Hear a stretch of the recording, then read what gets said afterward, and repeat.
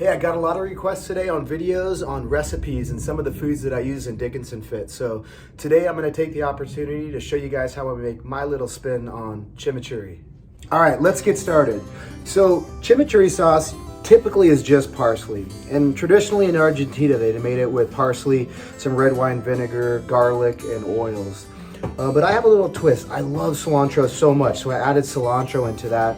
And there's a lot of calories in olive oil. So I use a little bit of olive oil still in my chimichurri sauce, but I use a lot of citrus. I love cooking with citrus, and I love the flavors of citrus as a seasoning or a garnish for especially barbecued meats.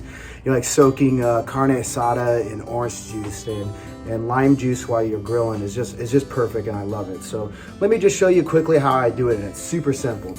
So you can use Italian parsley or regular parsley, and then I got cilantro.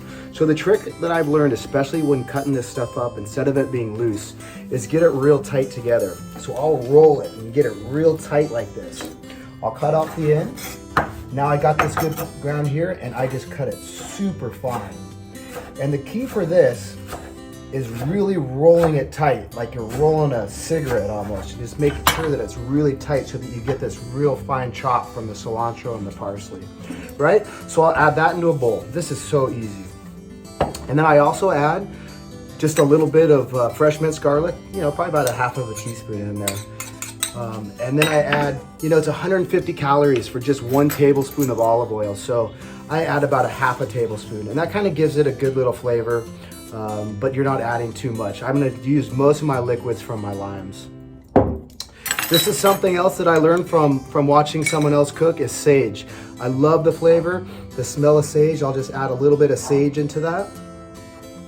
And I'll tell you what, I love spice so much, and a lot of people are turned away by habanero peppers, but I'm going to use a little bit of habanero. You can use serrano peppers, you can use jalapeno peppers, or you can use red pepper flakes, or use no peppers. It's up to you. I don't know what your spice level is, but if you like spice, just adding a tiny bit of this adds so much kick and flavor to it. So I'm going to add, you know, just probably a quarter of a habanero.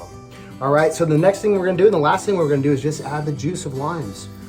So it depends, you know, how much you're getting from it, but you want this to be sort of a liquid. So, you know, I got 3 limes here, and I'm just gonna add the liquid of 3 limes and see what that gets me.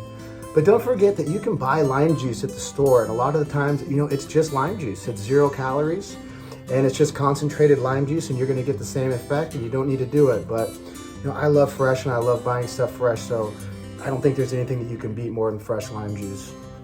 So there we go. So I got the limes in there, I got my cilantro, my parsley, my garlic, my habanero, and a little bit of sage.